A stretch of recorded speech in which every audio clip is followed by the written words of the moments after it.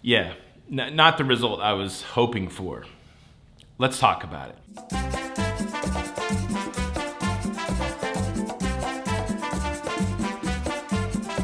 Hey, what's up everybody? Welcome to Lido, Loca. I'm your host, Tony, here with a pre-cruise testing update. There's been a lot of talk about pre-cruise testing, and I've certainly participated in a lot of pre-cruise testing. You may know that I have been a big advocate for the eMed at-home proctored test. I've done a couple videos about it. To me, I think it's one of the simplest ways to get ready for your cruise. It does come with a cost. You have to buy them in a pack of 6, which means those tests cost anywhere between $25 and $35 per test, depending on where you live, based on shipping, that kind of thing.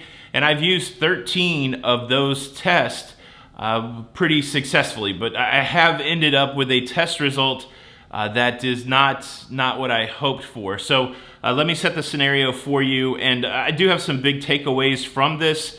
And I've taken a second test, and so I've got to share the results with you from that. But here's the scenario. Last Friday night, I was getting ready to leave on Saturday for my cruise on Margaritaville at sea. Now, I like to wait until the day before my cruise before I test. That way, if I am positive or whatever, at least I know as close to cruise time, if I test a couple days out, what happens if something happens on the day before the cruise. That is why I like to test the day before the cruise. And for some reason, it was late. It was late Friday night when I did my test. And it got on there, went through the normal process. They were like, have you done this test before? Certainly I've done this test before. Can we give you the expedited script to speed everything up? Sure, do the expedited script. And look, if you're unfamiliar, the test basically works in 3 phases. You have phase 1 where you show your ID, where you verify the test, and where you do the testing process, where you open the test and you open up the liquid and you swab your nose. And then the second phase is a 15-minute timer where 15 minutes have to pass before they can read the result of your test.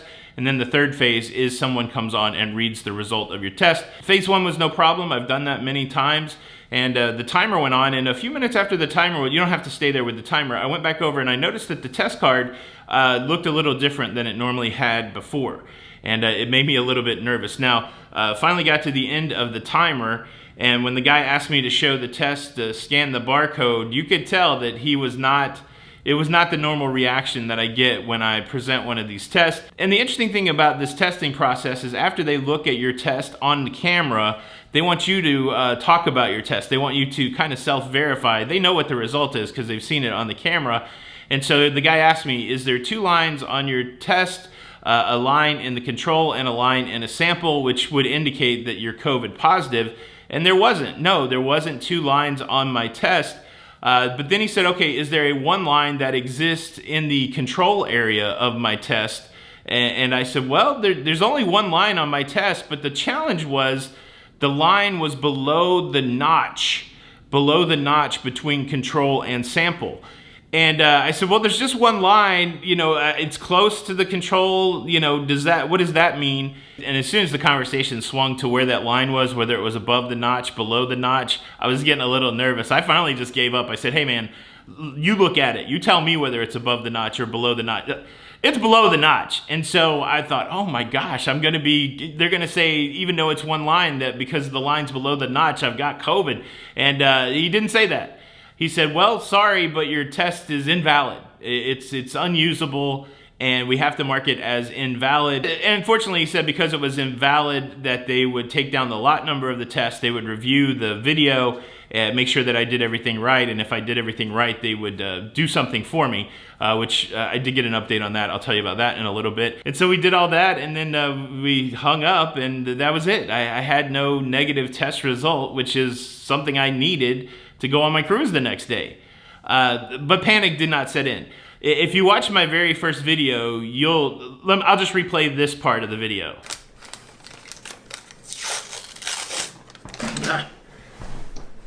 Oh. Yeah, that's right. I knocked the thing right off the table, and I was not allowed to use that test kit. Unfortunately, I had a spare, and ever since that moment, I always keep a spare. But here's my dilemma. I had 2 of these test kits left, And I needed to use one for the Margaritaville at sea, and then I was taking the second one with me to use before I got on my Virgin Voyages cruise. And so I had to use my backup test kit to retest Friday night so that I could get on Margaritaville at sea. That did leave me without a test for my Virgin Voyages cruise, and I solved that problem. I did that test, but I did have a couple takeaways from my Friday night pre-cruise test stress. The first takeaway is make sure you have a backup. That's one I've been living with anyway, so that's a tip I want to reiterate out there. Whatever your testing method is, make sure that you've got a backup. If you're going to a Walgreens or something and they cancel you all of a sudden, what's your backup for that? And then if you're using these at-home tests, what's the backup for that?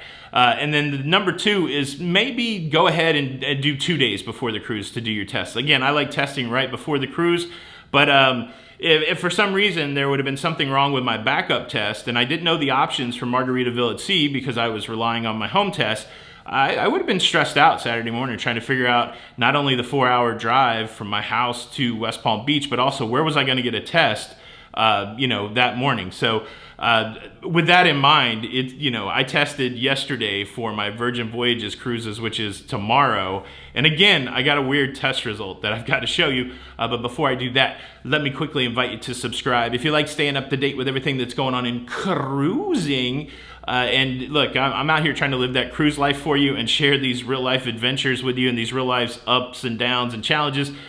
You can stay up to date with all of that by following Lido Loca. Subscribe button, hit the notification bell. That way you're one of the first people to see the video. Hashtag notification squad. Are you in the house notification squad? Let me see it in the comments. Thank you in advance. So last night, I got another home test. So on the Margaritaville at sea cruise, cruising with friends, and one of our friends from Spring Hill, Mike, he also has a YouTube channel called the Nauti Cruiser, N-A-U-T-I, the Nauti Cruiser. Just started, check him out.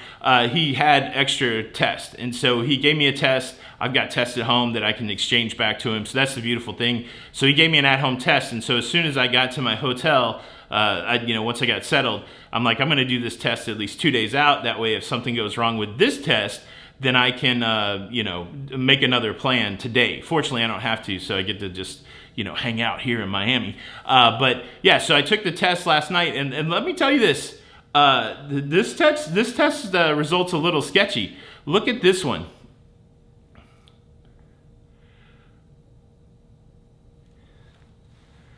Not much different than the one that was invalid. Not much different than the one, the control line is barely above the notch. Now on the other one, of course, the control line was below the notch.